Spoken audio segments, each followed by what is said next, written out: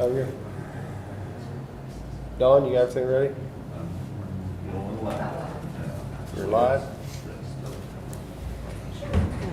Call the meeting, Crawford County Commission to order June 30th, 2020. Begin with the flag salute. Allegiance to the flag of the United States of America and to the republic for which it stands, one nation, under God, indivisible, with liberty and justice for all. Had a chance to look over the previous meeting minutes. Any changes? Mr. Chairman, I'll move we accept the minutes from the previous meeting. Second. Aye. Who's going to sign the motions? We had two motions from the last meeting to sign. First motion is 20-265, that the consent agenda be approved.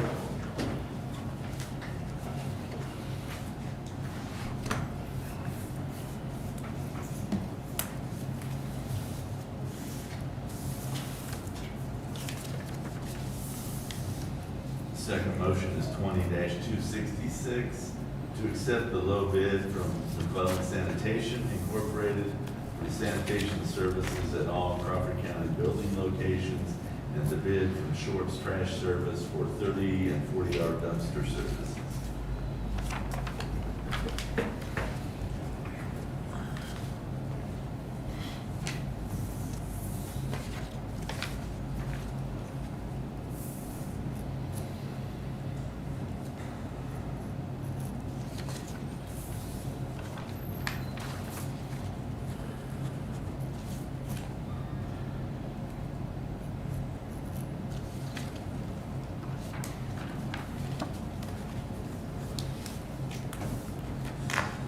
Thank you. Thank you. Thank you, Donna. All right. I guess, Mike, are you going to bring us up to speed on? Well, in part, I'll do part of it. So just a couple of things to introduce things here. I just got it, just this for information, Danny and others. Just had an email this morning from Osawatomie State Hospital. They have 4 positive staff cases for COVID and then 1 patient. So temporarily suspending admissions to Osawatomie State Hospital for a few days. And they had a waiting list of up to 30, and they got that down to 11 here recently. So that's just going to be a challenge to deal with that. So. And then also want to welcome Dr. Stebbins as the health department, or health officer, along with Dr. Bean as deputy health. So started his job by taking a vacation. And so comes back. I hope you're rested up, Doc. It was a sort of vacation. Yeah. We got a lot of calls on that. Yeah. Well, anyway, just as a preface to this, we've worked out, I think, a good communication system between Rebecca and Dr. Stebbins and Dr. Bean. We still want information to be routed through the health department with Rebecca screening that, and then as needed, she can contact Dr. Bean and/or Dr. Stebbins, just so that they're not getting slammed on their personal cell phones at work and that kind of thing. So it'll be funneled through Rebecca, and then she can consult as necessary and engage the health officers in that regard. So I don't know who wants to go first here. Dr. Stebbins, I'll turn it over to you. So welcome. All right, thank you. Thanks, Michael. Well, thank you for having me up here. Current state of affairs for Crawford County, we have 256 cases per the KDHE website. I believe there's going to be a few more that'll come up as they catch up. Just to understand where that is at, over last week, last Wednesday, we were at 220, 246 on Friday, and 256 today, or yesterday.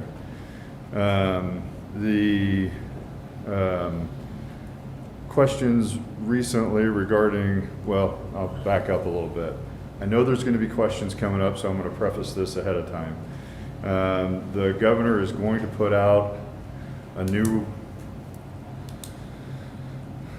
legislation, executive order regarding masks. That order comes out Thursday. There's a lot of questions on this already, and I will tell you, we don't have the answers yet. It may or may not be something that we have to do in each county. I think the counties can potentially, through the health board, make their own recommendations on that. I don't know that I would recommend a change to that necessarily, but I'd like to see what the order is to give you more information. It's a tough time to get that because it's basically the night before the holiday or 2 nights before the holiday, and I don't think we're in session on Friday. Is that correct? Correct. So that will leave it to simmer for a few days. It is related to mask wear. I will tell you, I highly encourage mask wear at all social gatherings anyway, whether that's an executive order or not, just to help prevent spread of the disease through asymptomatic carriers and prevent self-contamination, which I've expressed locally and through the news as recently as yesterday.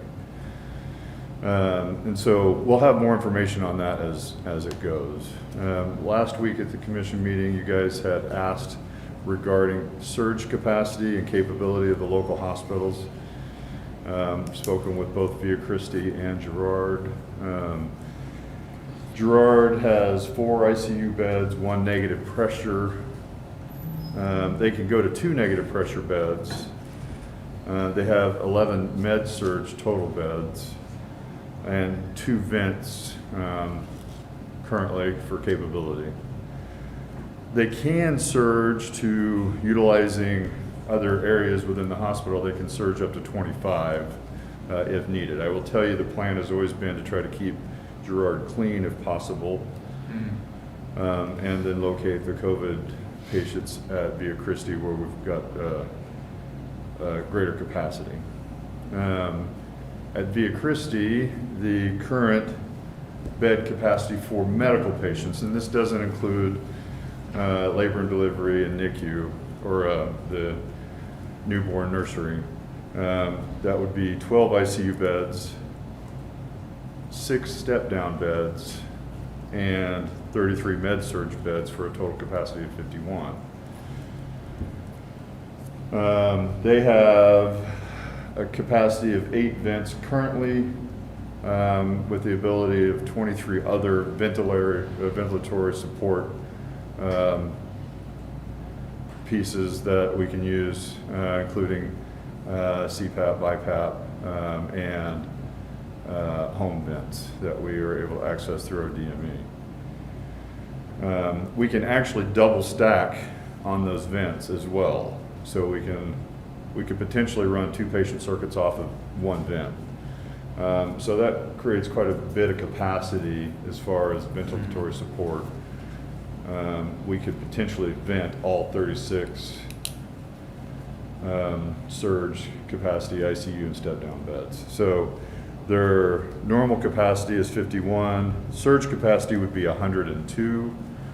That would include 24 ICU beds, 12 step-down beds, and up to 66 med-surg beds in the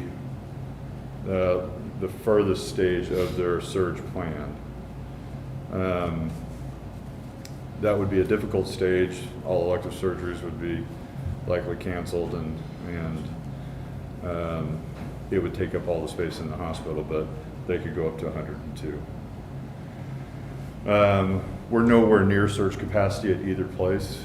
My understanding is that today, I didn't get Girard numbers, if they had any positives or PUIs. I think Via Christi has 7 positives and 5 PUIs as today. That's a floating number. And again, it's not creating a surge capacity currently in our medical community, which is essentially the main thing that we're looking at with respect to this virus. If we encounter medical, a draw on the medical community, and that includes EMS through health department all the way into the hospitals, If we're starting to get overwhelmed there, then we would move into the surge plans, and that would change how we looked at this overall. Currently, we are not seeing that drain on the medical community. We are seeing cases, though. We are seeing cases. Otherwise, I would be open to your questions, unless you had other. To clarify, I guess the patients in the hospital, symptom-wise, what's their struggle? Are they getting fluids? Is it more extreme than that? Just to, So in a generalized fashion, so not. right, I know there's confidentiality here, Right. but just to clarify. So most of it is oxygen independence, Okay. essentially, right? So the disease process attacks the lungs, and that's where the greatest issues are. It's breathing, and they need oxygen. So we Okay. find that they come in saying they're short of breath, and then we check their oxygen saturations, and they're right. Right. It's low. So, and many of them we can support with just supplemental oxygen. We don't have to do the ventilators or more advanced therapies. It's just supplemental oxygen and time. Okay. And then what's typical recovery time on if someone comes in with breathing difficulties? So we've had a range of just a few days to a couple weeks or longer Okay. at our facility. And nationwide, I would say that would be also the same, where it's a few days for some to get over the hump, up to and including ventilatory support, and that could be a 28-day deal, Okay. long-term vent support. And that's early on in the disease process. In Italy, especially with the elderly, the reason why they became so overwhelmed was the challenges with the long-term vent support. You know, if you've got to keep somebody on a vent for 28 days, Right. Pretty hard to get them off. it's, there's a lot of issues that go along with that, including weaning and helping them learn to breathe on their own again afterwards. But we haven't significantly encountered that here yet. Okay. So we know that, I haven't looked at our recent number of total COVID patients in the hospital. Do you know what that is currently at Via Christi? So seven positive and 5 persons under investigation. Okay. And then, so we're also looking then at total hospital capacity, right? Correct. Like, do we know what that looks like? So as far as the total number of inpatients currently, Yeah. I don't have the exact number, but we are not encroaching on full. We have room. Okay, because those are really the two numbers we want to look at, not just number of positives Sure. in there, but total capacity Right. that we're at. So I worked overnight last night, and we were probably 2/3 capacity, I guess, total. Enough room that we're not having problems with elective cases, we're not having problems with admissions, we're not transferring anybody for needing a bed. And in fact, we're supporting our Fort Scott location with several admissions from up there. But we have room. So is there a specific point, like, because, I mean, it seems to me like we're not going to want to wait until we get full to be like, Right. oh, we should do something. Like, is there a So. number or a trend that we want to be looking at? So every day, for the hospitals, every day they're looking at, excuse me, their inpatient census to determine where they're at in their surge plan. I can speak to Via Christi better because I've seen their plan. And there are action numbers for each stage of the surge plan. And it is based on capacity. What that number is changes somewhat daily depending on the other services that are going on that day. And so it is a variable number. but we haven't approached it yet. Okay. So there is some, basically what I wanted to clarify is there is something before we don't have any more room that would Right. indicate. No. There's definitely action steps based on capacity, based on the full service needs each day, and that's looked at every morning. Gotcha. Can you talk about what those action steps are? Like, from a hospital standpoint, I guess, that you mean action steps, or like, that we would need to be approached as the Board of Public Health at that point? So yes and no. Part of it, the yes in that as we approach a different surge level or a surge capacity level, then you would be notified because I would be notified, and so that the health board could take actions. The no part of it is, some of that is, I've got to separate between the health officer and a physician at that hospital, and I do have to keep those somewhat separate. So I'd have to let them speak to that to you. Right.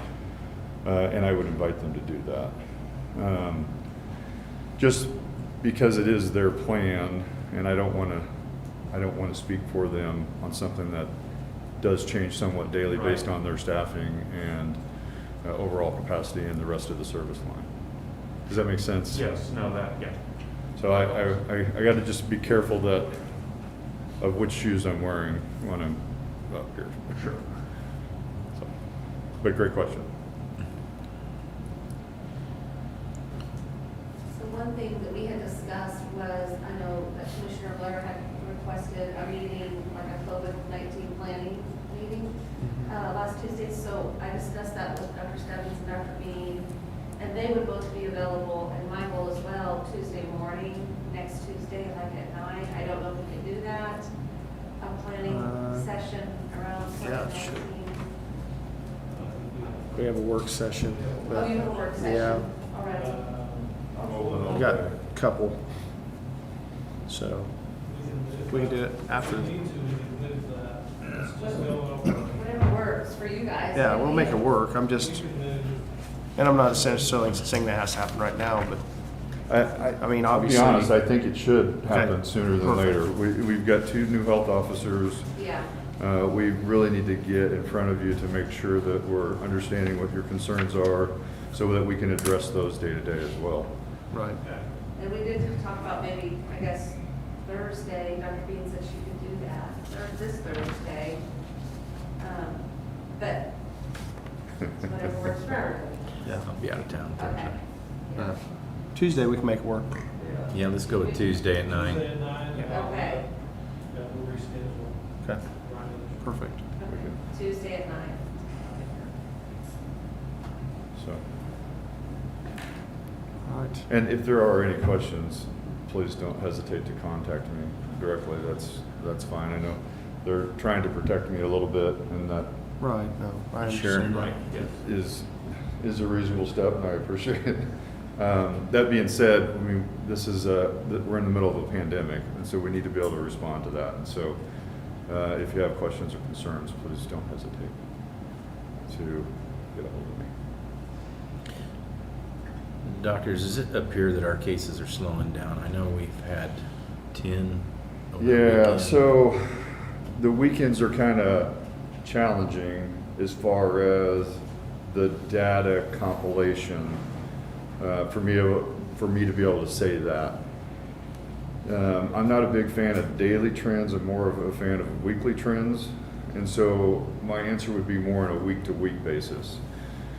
Just because of how population moves and how we access medical care and how we get our lab data back and how it's put into the system and then crunched back out to us. We get these spikes occasionally. It looks like, oh, we had a bad day. It really wasn't a bad day.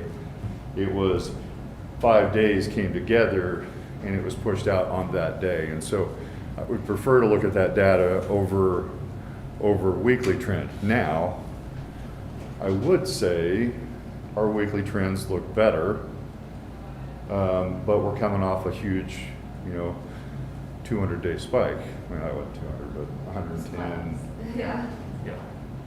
40, and 50. Right. So, I guess it was about 170 within just a few days because of testing. And so, that looks terrible, but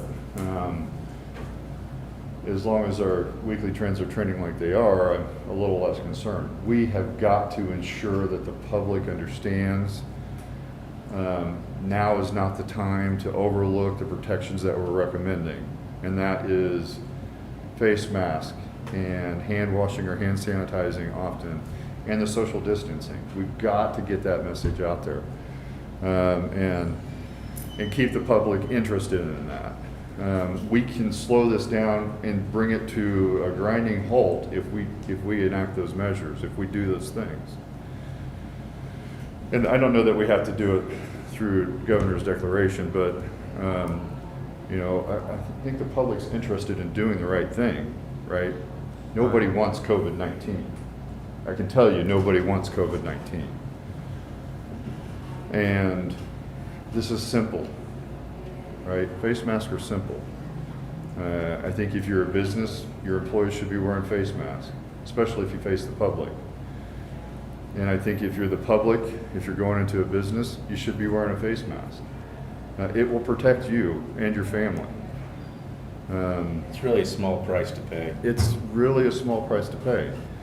And it's an easy step. Get in your car, take it off, fine. Wash your hands after you do it. Use the hand sanitizer. But when you're back in public, just put it on. Save yourself, so we don't have to try to save you later. I don't have any other Well, thank you. questions. Appreciate Yeah, it. thank you, Doctor. Thanks Thank you. again for being here and providing an update. My pleasure. I just have some general health department updates. Bet. Yeah, go ahead. That's okay. So we are still doing all of our programs. WIC has been extended through the end of September that we don't have to do in-person WIC. So we're going to try to continue to do that as much over the phone as we can to try to reduce the number of folks coming into the health department. But we're still open for immunizations. We can still do testing. Community health still has their drive-through testing. So our nurses have been kind of bogged down with all the investigation. So we've been having some people go over to the drive-through. But we can still do it if we need to do testing at the health department, we can.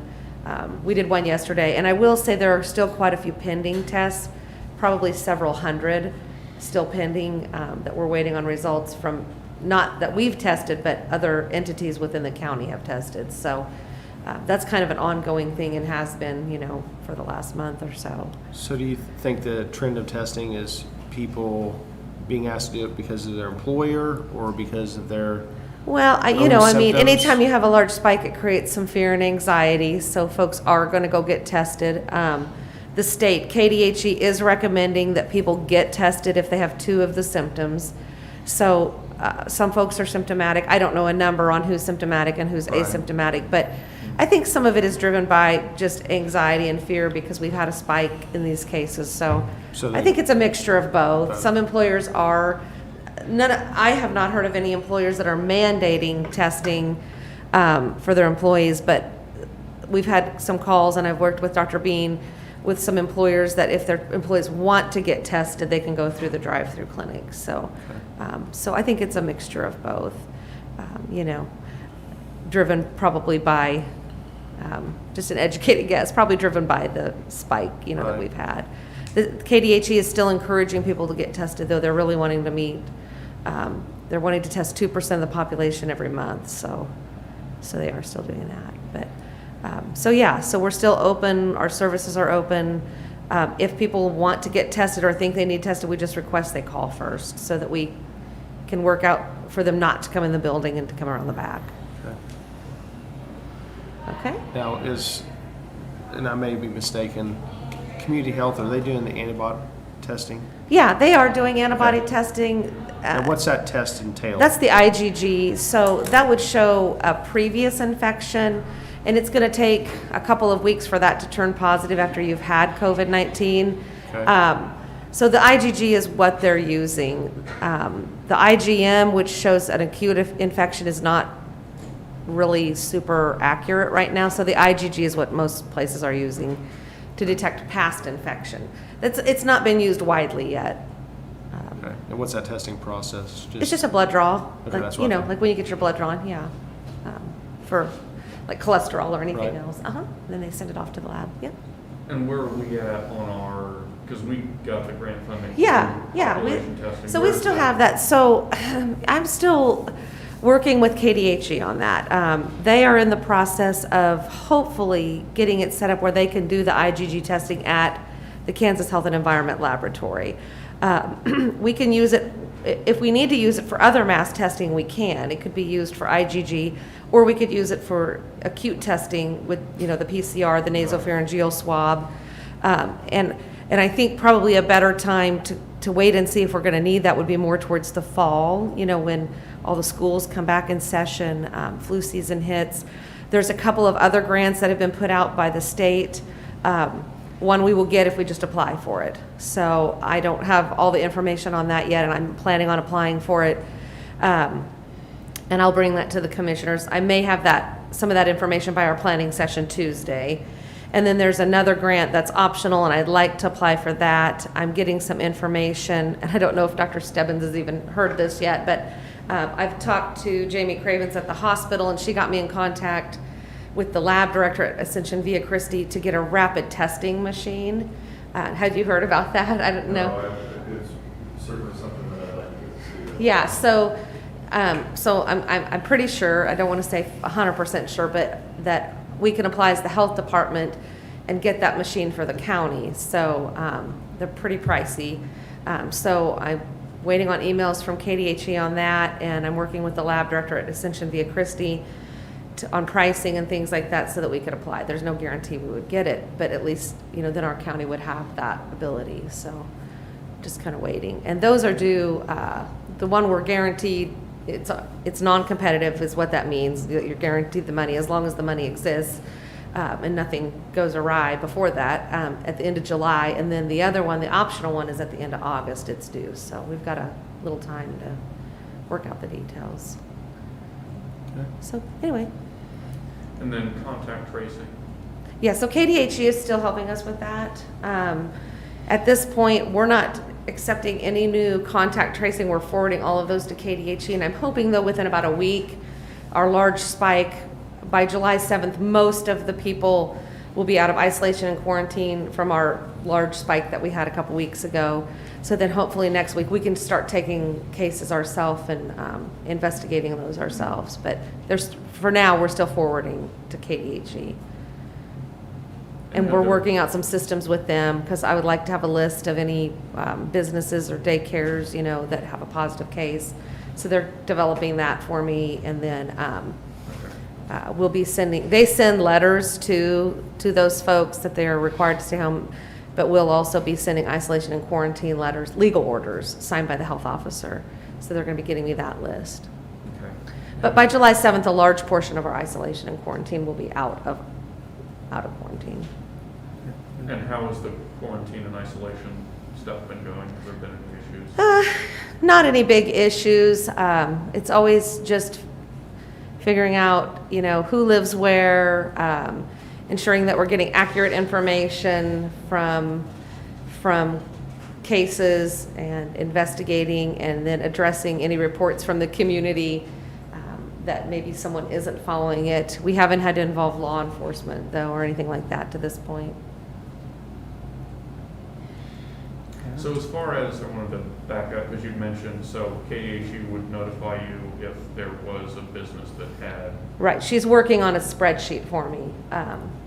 When I say she, Allison is the epidemiologist up at KDHE that is the lead in regards to, they've brought on like 700 contact tracers. So she's the one coordinating that. Her name is Allison, and she's up at KDHE, and she's an epidemiologist. So she and I are working together, and she's going to create a spreadsheet. That way, when they call a positive case, if they say, oh, I work at so-and-so, then that'll get put on the list and get sent to me, so that we'll have an idea of what businesses and things are involved in the county with positive cases. I gotcha. So what are our obligations or steps then once we get that? Like, let's say that there is a positive or even an outbreak at a business, what? Right, so what we would do is contact that business, and of course, the case would have to be isolated for the appropriate amount of time. And then any contacts that they would have at the business, just like anywhere else in the community, or if someone who didn't work per se, anyone within 6 feet for 10 minutes would have to go into quarantine for the 14 days. It would depend a lot on the business. If you have a business with two people and one's positive and they were within 6 feet of 10 minutes to the other one, that could close a business down. If you have a business with 600 people, not necessarily. So we'll work one-on-one, just like we have in the past, to get all the contacts, isolate and quarantine. And KDHE, especially in a large business where there's more cases, we'll work with KDHE, and just like we have in the past, they'll help coordinate all of that. For the most part, the businesses are wanting to work with us. Oh, yeah. to help Oh, yeah. with Oh, yeah. recommendations as far as what, Right. what to do now. And so I don't think that's necessarily, we need to identify them, we need to let them know, and then we can start the process of working with them to work through the situation at their business at that personal level. And how we do that will be different based on the different businesses and what safeguards they have in place at each of those locations. And we're already doing that now. Yeah, that's already happening. I mean, we just want a list so that we can keep up to date on that. Because when they're investigating, we're not investigating that case, so I just don't want anything to fall through the cracks. So I requested that she get me that list. Okay. Yeah. And then as far as public-facing businesses, are there requirements or additional steps that would be taken? There are no requirements, right now. And just because a business has a positive case in that business, there's no legal order or requirement stating that they have to wear masks. So some of that is industry specific. Some industries wear masks all the time because it's mandated by OSHA or whatever entity oversees their operations. But there is no legal order currently from the state or from Crawford County stating that they would have to do that. I will say many businesses that I've been working with and talked to are having their staff wear masks regardless of if they have a case or not. They're most that I've talked to are very concerned and want to do that. So, but if a business, and I've talked to different people, if they would have a case, by all means, we recommend that they have all their employees wear a mask and make sure they're socially distancing so their workforce isn't affected to where it would negatively affect their business. So, to keep people working as much as possible. Well, and two, there have been rumors around a specific business that had closed down recently, and speculation about, it was because of COVID-19, and they need to release a thing saying, to the public, if you were in here on this day, you need to quarantine. Can you talk about that? Well, that would depend on the investigation, so if you, just an example, have a business where you're maybe with a customer for a minute, so you're not meeting the guidelines of within 6 feet for 10 minutes to be a contact. So in that case, no. I mean, it all depends individually on each case. So like when we interview a positive person, or KDHE might interview that person, they ask that positive person, who were you around within 6 feet for 10 minutes while you were ill or 48 hours before coming ill? If they're asymptomatic, it's the day you got tested or 48 hours before the day you got tested. So it all depends on the information that the positive case gives to the investigator, the epi nurse or the epidemiologist. So if that positive case says, oh no, I wasn't around anyone, I don't live with anyone, I live alone, I stay in my area at work, and many places have people 6 feet apart at work for this exact reason, then they don't have any contacts. So it all depends on what is told to the investigator by that positive case. And that's why it's so variable, and I think that's why it's frustrating sometimes, and rumors do start, because it's not always understood that the investigation then, after that point, goes forward by whatever the positive case tells the investigator. So it can vary greatly. So if you're in a business and that positive person wasn't within 6 feet of 10 minutes of anyone, and that could easily happen in a lot of stores per se, you know, and if they have the glass up, I mean, the plexiglass, you know, they're not necessarily in contact within 6 feet for 10 minutes of folks. So that would limit the number of contacts greatly, possibly to none, and if they're working 6 feet apart. Yeah, and if a business does close down, then it is their choice if they want to put out a press release. So it's not a mandate, they're not required to do that. The ones that I've worked with, I have encouraged them to do that, just because it does help kind of put some of those fires out a little bit. Sure. Mm-hmm. Okay. All right? Okay. Thank you. Thank you. Awesome, thanks, Rebecca. Dr. Stebbins, I have one more question, I guess. As far as, and just to get clarification for those watching today, because I'm sure we got a bunch of people watching. We talk about flattening the curve all the time. Sure. In flattening curve, what percentage of the population you think will ultimately be infected? Or are we just looking at trying to slow this down until there is a vaccine? What's your take on the Sure. flattening of the curve? Flattening the curve is really basically related on day-to-day case numbers and total case number on how that curve is rising. And what we want to see is that we've got the numbers, but then our total number isn't rising. And that really essentially comes from doubling time, which our doubling time is still quite high as far as the number of days it requires to double. We haven't doubled from our initial spike yet, even. And so flattening the curve really just means that we're getting fewer and fewer new cases daily, to where hopefully we get 0 cases daily. As far as the percentage of the population, I will tell you initially when this came out, and this is February, March, there were some estimates that could be 30 to 40% of a population of a community before you developed enough immunity in the community that it wouldn't spread further or spread significantly further. My hope is that we get nowhere near that. You know, we're looking at a population of nearly 40,000 here. We're at 256. I mean, we're not even at a percentage. Right. And you know, locally, that's what I would continue to hope.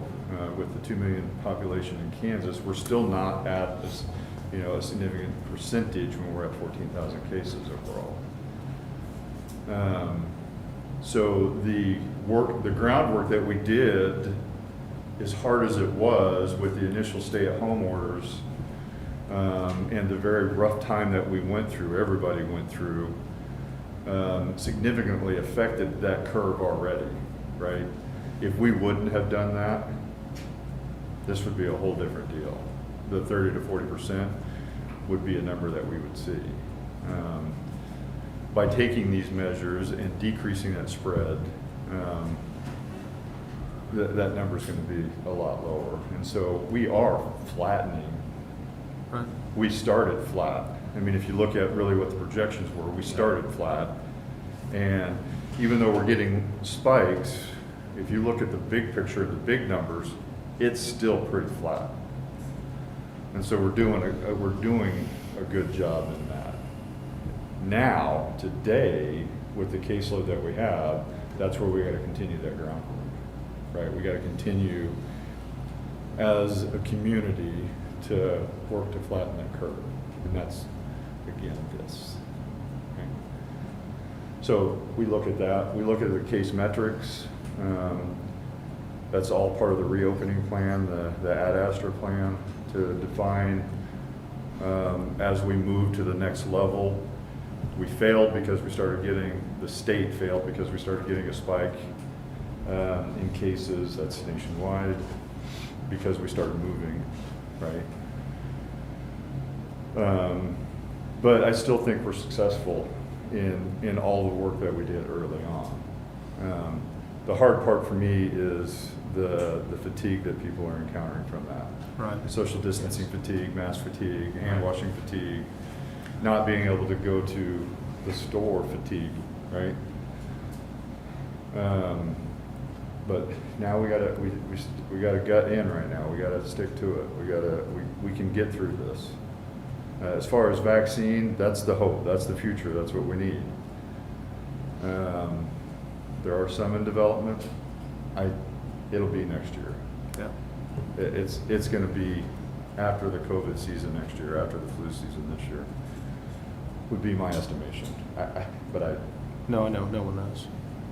Well, thank you for the clarification. Thank you, Doctor. All right. Anyone else? Rusty, you have anything to add? Danny? Randy? Blaze? COVID report fatigue. Sorry? COVID report fatigue. Oh, true. No, I agree with Get that. that, yeah, for sure. Okay, well, thank you for your time and all the work Thank you, you're Doc. putting in on this. So we'll see you Tuesday at 9. Yep, Okay. sounds great. Thank you very much. Thanks, guys. Enjoy the holiday, if you get one. I will, I promise. Okay, so I guess we'll move on to new business. Dawn, you're up. I do have one item. We had this tax roll correction, individual that had, like larger truck, farm truck. They discovered, or we discovered, I think they pointed it out to us and we verified it with Bourbon County that they had moved into Bourbon County and we were unaware of that, and we were still taxing that truck on the tax rolls, and Bourbon County was as well. Of course, they weren't paying those. So anyway, we have to do a tax roll correction for anything prior to the current year. Those have to be signed by the commissioners or by the board chair. I'll hand that over to you, and the taxes are $30 per year on the truck, so it's not anything major, but we have a separate correction for each tax year there. We go back to, I think, we move back to 2016 on that, so.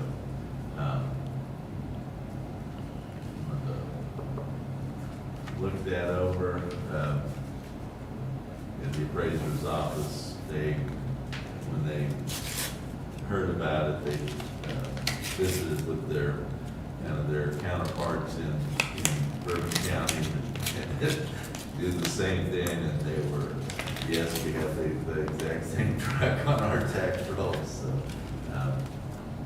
anyway. Nice. Okay.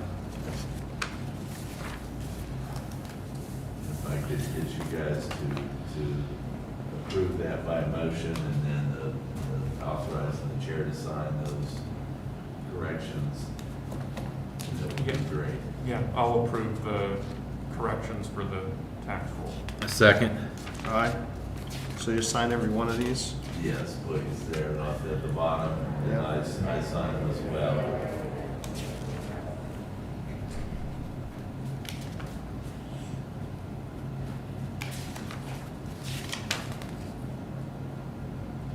Okay. That's all I have. All right. Jim? Yes.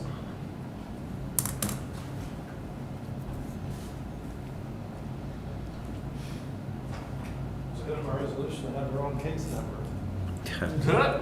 So they're listening to Dr. Stone, it's like, well, it's not right.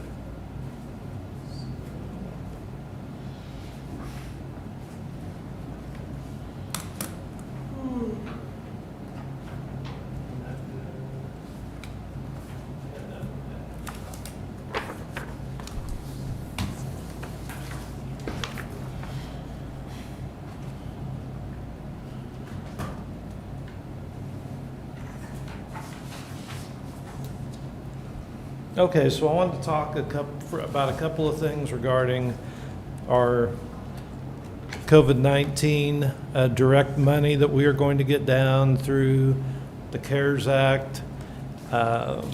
Statewide, it's about $400 million. Crawford County, I'll have some other slides later to show that. We'll be receiving $7.8 million. You say that again, how much? $7.8 million. There's a lot of rules with that. There's a lot of paperwork. There's a lot of administration. Jeremy and Dawn and I were on a Zoom meeting Friday with KEC and the state, their Spark people they've got. I think they've got a whole group of individuals they've hired to help run this at the state Say level. that entire recovery office, I think. Yes, yes. So the first thing that we need to look at and approve is a resolution. Then we have some other steps we need to take before we receive the money. The money should come in roughly around July 15th. It's a mad dash to try to figure out how we get it spent. Because if you don't spend it, it goes back to the state to be reused in rounds 2 and rounds 3. There's been some discussion about the resolution, and we'll go through it here, and I'll highlight some of the points that I've seen on the county councilors kind of chat line, and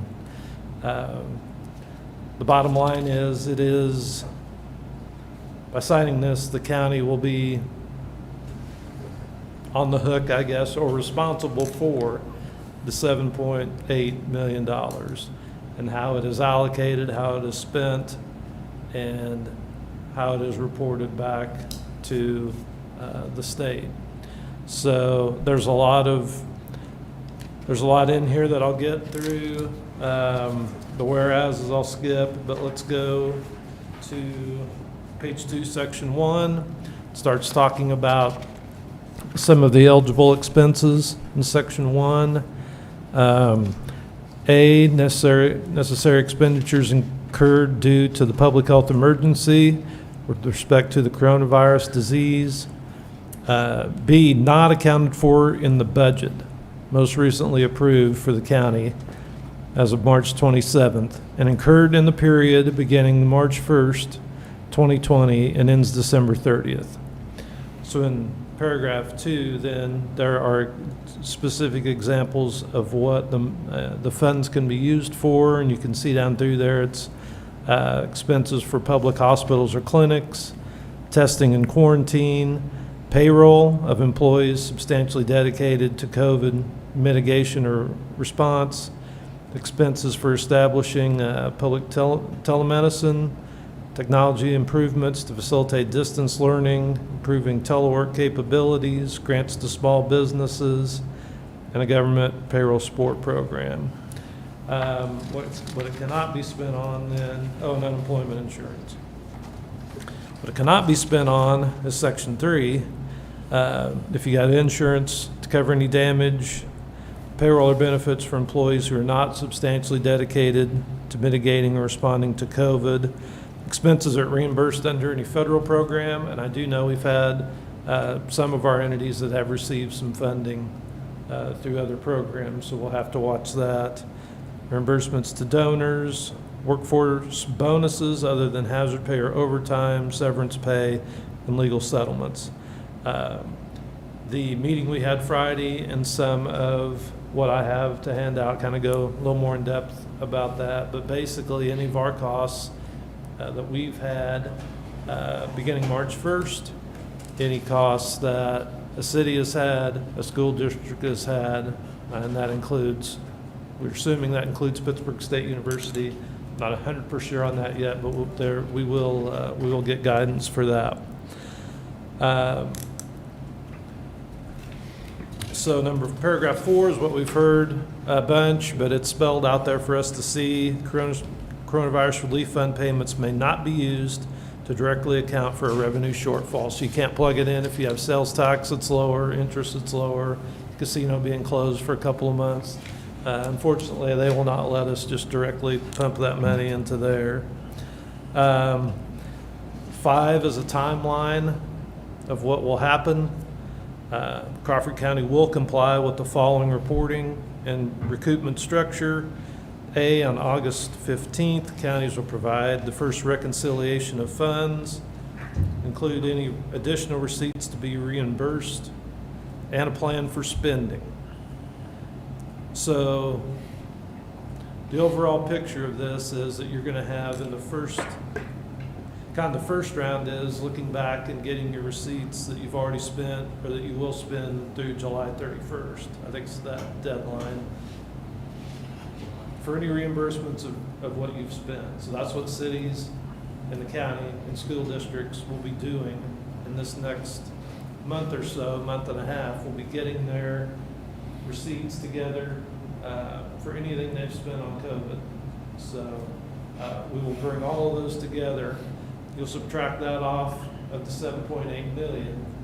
Then you'll have whatever money's left, which is the second phase in, and that is your planning phase, where you can plan for programs, fund COVID, fund, I think hospitals even direct funding to ensure that they have capacity.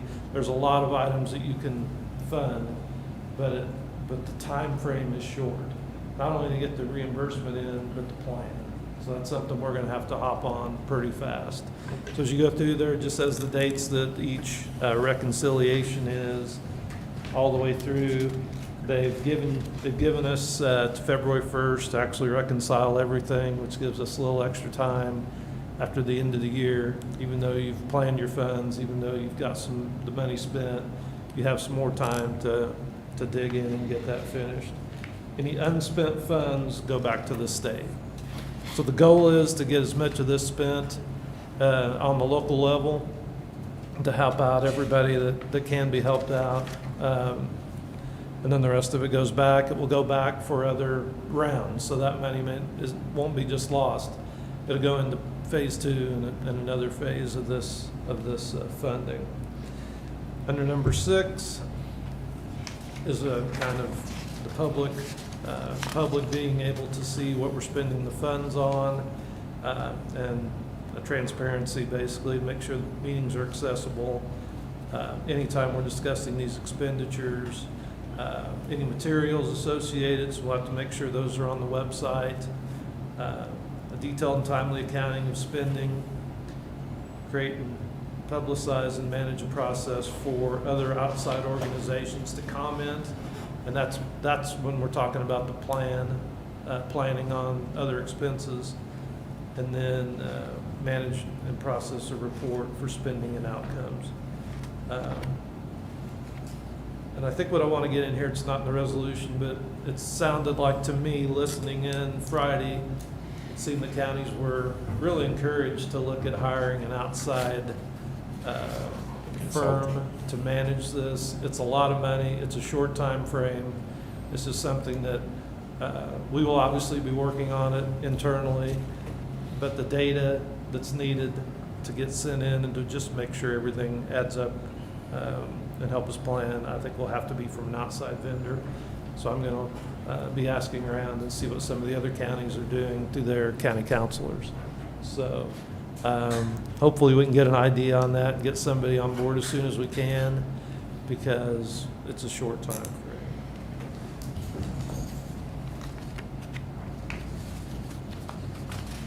Number 7, as we have talked about and we do know, the money is not just to be spent for Crawford County, but also for other governmental entities.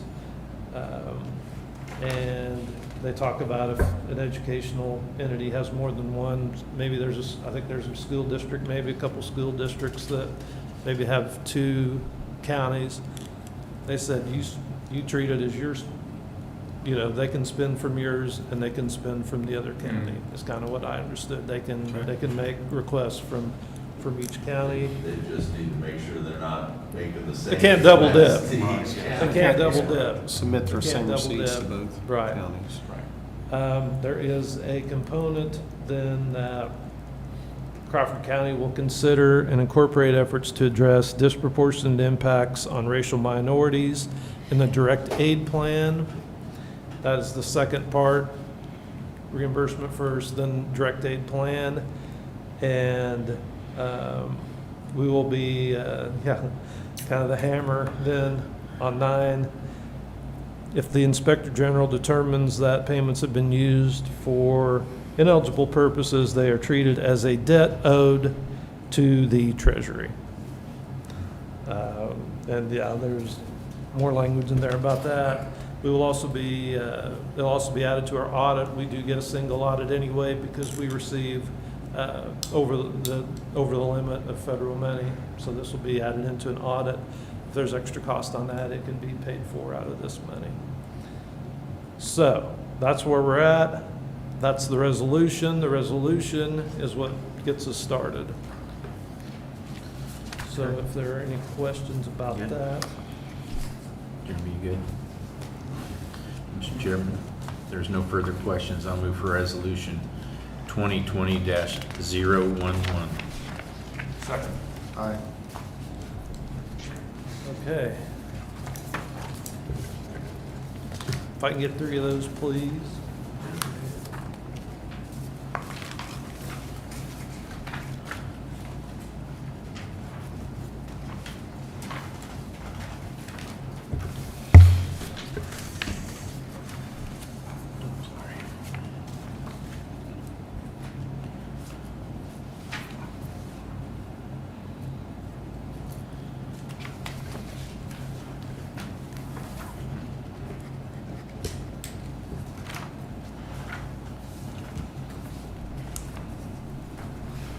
Okay, real quick, then we'll go through some of the slides that we saw Friday.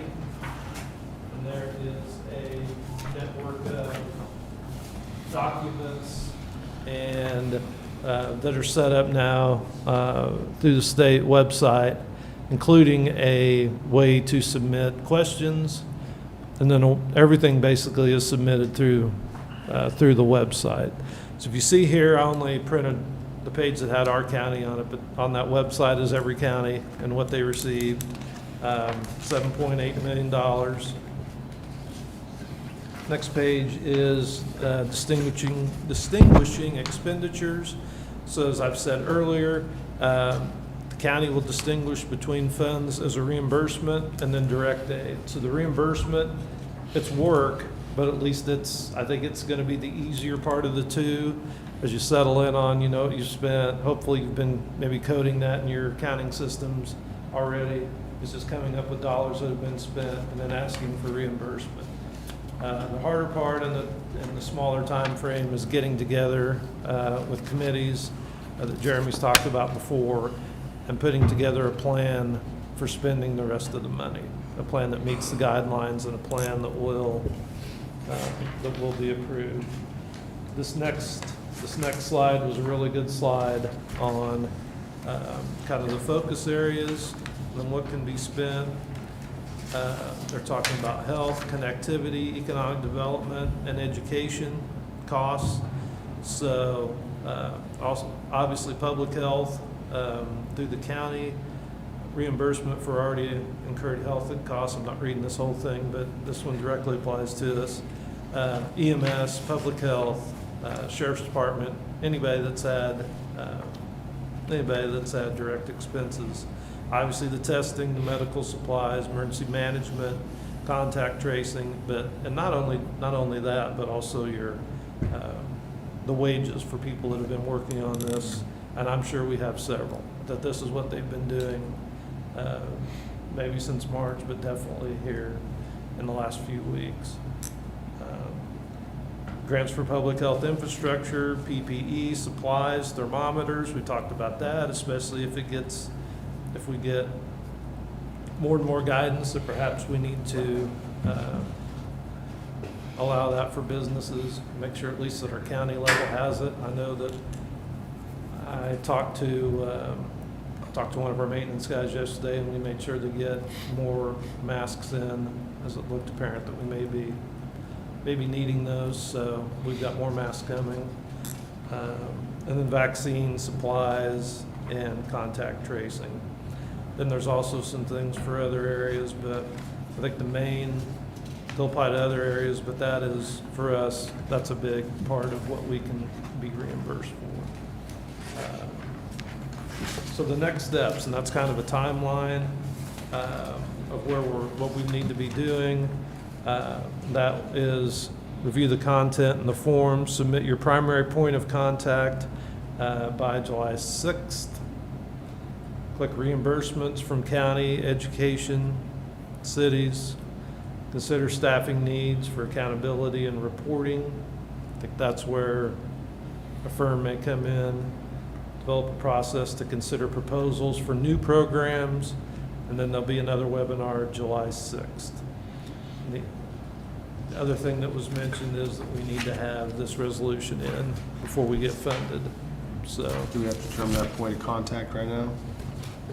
we can talk about it if you'd like. I think we need to have that in by Monday. Yeah. So I guess we Yeah, need, before So it needs to be we need today. to talk about it now. So, I know, I'm sure any of us could do it. I could, Don could, Joe probably could. Any of us, whoever you'd like to have on there, we just have to have somebody. Okay. Have we spoke with Joe yet? I have not talked to him. For the sake of having something in place by Monday, should we look at appointing someone? I think so. And then if something would arise that we need to change, then we can do that. I think we could, especially if we get a firm involved. I think you have to. You have to have put in a somebody. Secondary Then- point of contact as well. There's Yeah. a primary and then a secondary. I think as soon, yeah, and then when we Yep. get a firm involved, they can add them Jim, in you're it. as a contact. Do you need a motion on that? Yes, please. Mr. Chairman, I'll move that we appoint Jim Emerson as our point of contact. Okay. And then we need a deputy Need as well. a second. Secondary, I think they call it secondary point of contact. I'm fine with doing that as well. Mr. Chairman, I'll move we appoint County Clerk Don Pyle as secondary point of contact. Second. All right. And then if something should arise that we need to look at someone else, then we can deal with that. But at least we have someone in place for Monday. Someone to get this started, right? I'm not going to go through all of these pages. You're welcome to see it, but I thought these were the most important pages to go through. Jim, will these be made available to all our cities within the counties as well Yes, as our we- school districts? We wanted to talk about that before we left. I wanted to, because we just got that Friday evening, but I Right. wanted to make sure you guys saw this, but then I think it's important to get it out to all the Absolutely. entities in the county that potentially could be, get reimbursed or developing their own plans and things Right. like that for using this money in the county. I will do that this afternoon. Thank you.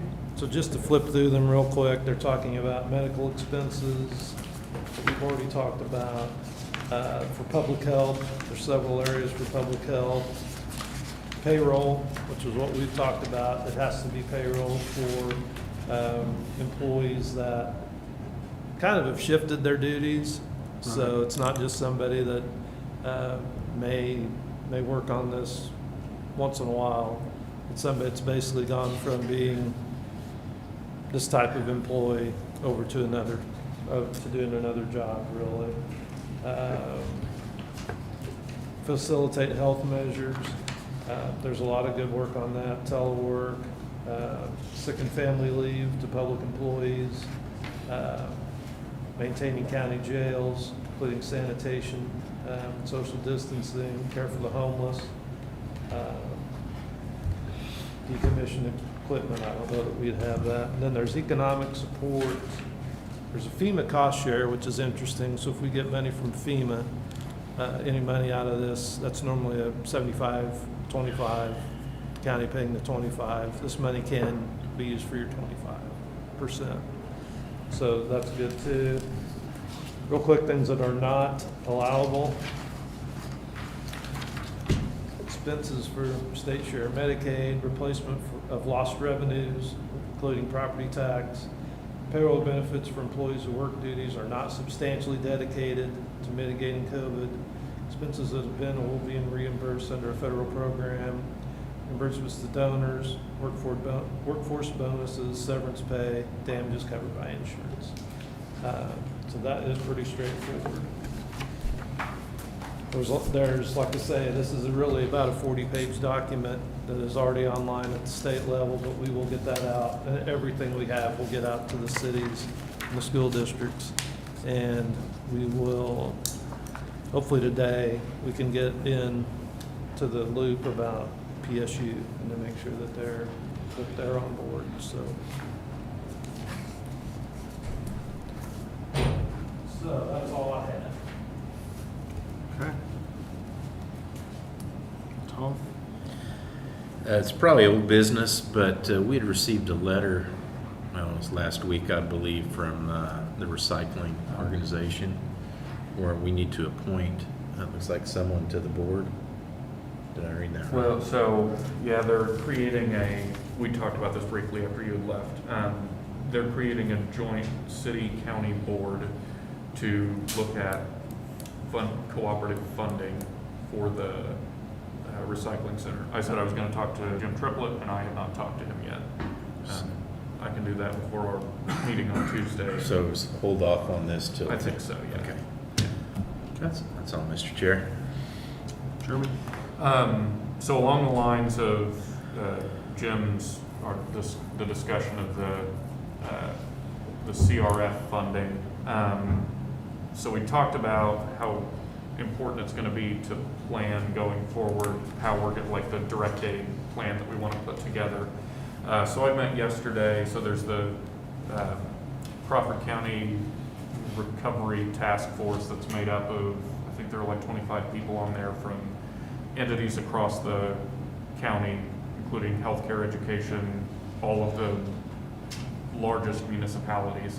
But yesterday, the government relations subcommittee met and was talking about this, so I presented on, I showed them this exactly, especially the grid on page 28, I think it's the third page that Jim printed off with all of the possible things that we can be spending money on. And so there was some discussion about how best to plan going forward and to move quickly. So we talked maybe a little bit about like having it sounds like some of the counties are using the consultants to maybe arrange some of this planning. I'd maybe be worried that that would take a little bit longer and that they would be duplicating some of the work that's kind of already been done by this group. And so I think kind of what they were hoping for was to come up with a list of recommendations, because I mean their main thing was, you know, equitable, spreading it as wide as possible, right? Making sure that every municipality, every school district, every qualifying agency that would have need of this money would be able to access it. And I think kind of the way that they ended up talking about it was like having pots, right? That like $1 million of this will go toward school and education. $1 million goes to county functions. $1.5 million goes to municipalities, however that breaks out, right? So I think that they're planning on meeting again tomorrow, and we're kind of looking for the county's blessing, like that, you know, everyone, all the municipalities and school districts are included on the conversation, but coming up with like a rough set of numbers that then we could look at for like what those pots look like, and then have people, so it's not like on us to come up with, here's every possible need that school districts, municipalities, all of them have, but like have people apply. But like we have $1 million set aside for municipalities broken up by your population. So like Pittsburgh would get a chunk, Frontline gets a chunk, Girard gets a chunk, and then you can apply for stuff within that to take some of the burden off of us, so we're not like going around asking, hey Girard, what do you need to spend the money on? Like it kind of puts the impetus on the entities and takes the burden off of us.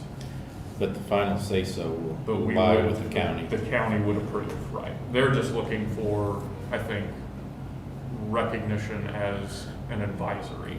And this board is made up of, So the overall, the recovery task force is like healthcare and schools and cities, all of the county, right? So the one that met yesterday is government relations, so it includes school boards, city folks from Pittsburgh, Girard, and Frontenac, and myself and Monica both sit on it. So it wouldn't include, as of right now, like the smaller communities like Hepler, Walnut, Mulberry, that kind of thing, but the larger ones all have had input at this right, point. but we would need input from the smaller communities as well. Right. I meant Arma, and Arcadia, and McCune. And yeah, I'm fine with it as long as the final say-so lies with the county commission, Right. because we are the ones that are ultimately On the responsible hook for this. $7.8 million. Right. Yes. Well, I would think, getting a set of recommendations as quickly as possible. So I think they were thinking about like tomorrow, trying to put something together. And then getting that out to everybody and be like, this is a draft that we've been discussing. What do you think? Thoughts, kind of thing, solicit input. Yeah, because I don't know what the needs assessment is. I don't know what lies with each entity. Sure. It's And I'm too sure each complex. one's a bit different. Correct. Well, I think, giving it out to the entities, but then giving them this chart, right, and be like, what are your needs? And identify the things in there Right. that check those boxes, right, whatever that looks like for you. I'd prioritize for yourself and then apply for the money in. But Yeah. then, so kind of the discussion too, so the initial deadline is the August 15th is like your first draft plan or whatever, but then there's a second one. So we could, once we have something approved, whether it's pots of money or however we wanted to do that, solicit for applications, right? Be like cities, school districts, PSU, whoever, give us your project proposals. Then we have the first round, and depending on, because we'll have to get all of that approved by the state, right? That part of their thing was anything that's gonna be paid for, you have to basically get approved through them. But then it gives us a chance to modify, so like if, what we had thought in the first round ends up not, like a bunch of smaller cities don't apply, or school districts feel like they, are getting funds elsewhere and they don't need this, like that, we could reallocate at that point. It wouldn't be that we'd be stuck to whatever we decided the first time, so we could modify as needed. Yeah. Fine with that. It's just kind of acting as an advisory board, basically. Basically, I mean, they'll put together recommendations and then send those out to us, and hopefully, I would think by Tuesday, we would be able to look at something concrete and discuss Okay. what we want to do going forward. You all right with that? Yeah, Okay, can't hurt. cool. Well, I'll meet with, I'm set to meet with them tomorrow and then get that information out as soon as it's available. Hopefully have something to go for. And then Jim, you were gonna look at, you were gonna talk to the other counties on the consultants and see kind of what their approach had been. Yes, there's been a few emails floating around about what counties are doing, so, if we could hop on something like that, that'd be great. Cool. All right. I think that's all I had for new business. So I guess new business, what's our play here? We're gonna wait and see what happens Thursday and determine our stance on this situation? I mean, I think what Dr. Stebbins said, that we're gonna wanna see the Okay. order before taking any concrete action one way or the other. Yeah, I would Yeah. No, I'm agreeing, I'm just saying, because I know. wait and hear what he has to say on it. you know, my own personal thoughts are that, you know, we have two physicians that we're very grateful to have. Right. And as far as I'm concerned, what their recommendations are is what I we think it's pretty solid if should follow. you know, be responsible, take care of yourself. Right. And realize if you have an event or something where it's an outbreak, it's somehow, some ways will have a name attached to it. We've already seen that happen. Right. So, okay. Right, so there'll be about a weekend where Yeah. the governor's order will be in effect, and then we'll decide Tuesday Yeah. if we want to, what we'll do. That's fine too. I'm just, because I know there's gonna be a lot of people asking, Oh, yeah. and right now it's up in the air on what's gonna happen, but so far I think everything we're doing is right. I agree. Or at least the numbers somewhat show it. So, that's all I had for new business. Yes, old business, Don? I was just gonna pull up, this is a spreadsheet we use a lot during budget formulation that we break down the requests, you know, by, like, it starts with the general fund, goes through department by department, what they're requesting for 2021, what their budget is for this year currently, and, you know, what kind of change. I guess I need to update that. It should be from 2020, not from 2019. Right. But anyway, this is pretty much complete. There are a couple of things I just put, some figures in for, like, employee benefits.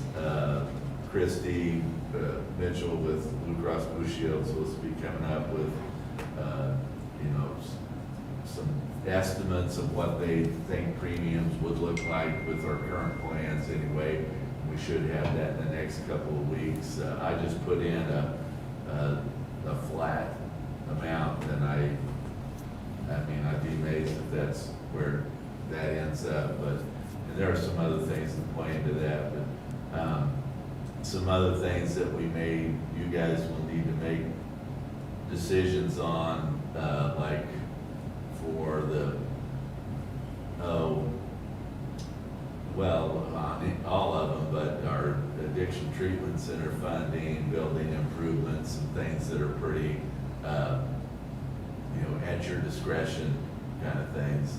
Okay. And, but anyway, I will, if you want, I can give you a first run of this to look at and, you know, take home, and then, hopefully by next Tuesday too, we'll have more concrete numbers as far as our actual budget document.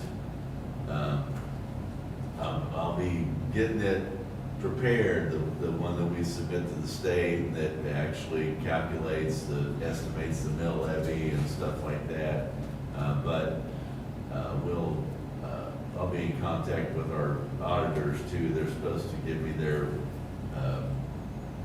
actual runs on cash carryovers at the end of last year into this year, so that we have a good picture. We're starting off with actual cash balances at the beginning of 2020, so that there's no surprises when our budget comes out that we actually have to change some numbers on our budget form for that. But Terry had indicated to me when they were down here doing their field work a couple of weeks ago that he should have that to me within a couple of weeks. So I'll reach out to him again and make sure he remembers he needs to get that to me sometimes. You know, as they're going through their audit work, that's not necessarily the first thing they're trying to think of, is to get those things back to me so I can use them in our budget document. But, anyway, I just wanted to kind of let you see that. I printed some copies of these. I didn't have time to go in to grab them off the printer yet, but I'll let you have them before you go home, and then, Okay. you know, maybe email you out a copy too as well, that way you can play around with it if you want to. But anyway, I just wanted you to see that and kind of, we'll be jumping right in the middle of that here in the next couple of weeks, so, anyway, that'll give you an idea of how kind of people's requests compared to what they currently have on budget, you know, what kind of any increases or decreases or things like that we're looking at. Some of these things, like, you know, we've scheduled Ryan's to come in. I'd really like to look at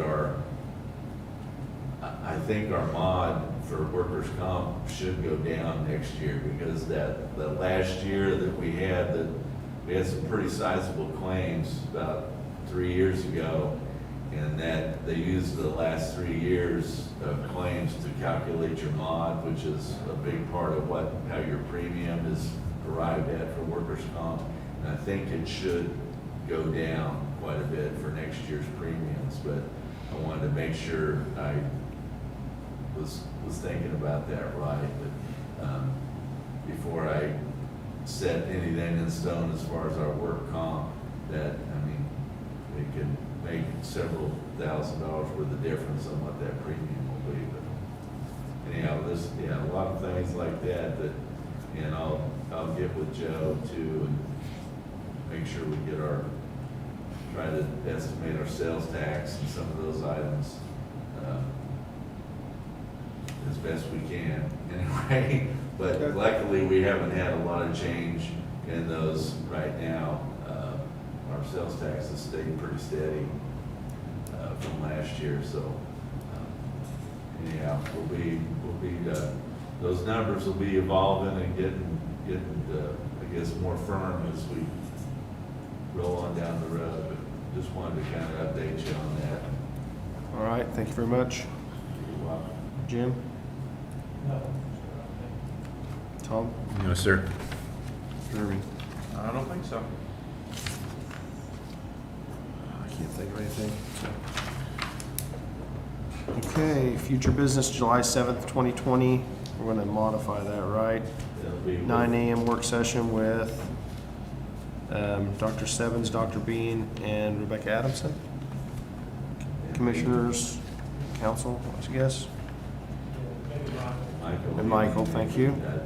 I'll put them all on there. And then I guess you'll reschedule that one? Yes. Okay. Also, July 7th, 2020, Ms. Brooke Powell, Safe House Executive Director, presenting Emergency Solutions Grant Application. July 10th, fence viewing at 11 a.m. located at 400 South Block of 270th Street. All three commissioners will be in attendance. 11:30. 11:30? It's It's supposed to be It's supposed to be 11:30. 11:30? Looking at my calendar. All right. July 14th, 2020, 9 a.m. work session with a representative from the Arnold Group. Under announcements, July 3rd, the courthouse will be closed in observance of Independence Day holiday, and the regular session for that day is canceled. Courthouse in Girard is open to the public from 8 a.m. to 4 p.m. starting June 1st until further notice. The motor vehicle office at the Judicial Center in Pittsburgh will remain closed, but residents may use the drop box at the security desk at the Judicial Center for motor vehicle and tax payments to be processed at the courthouse. Any other business? Mr. Chairman, if there's no further business, I'll move we adjourn. Second.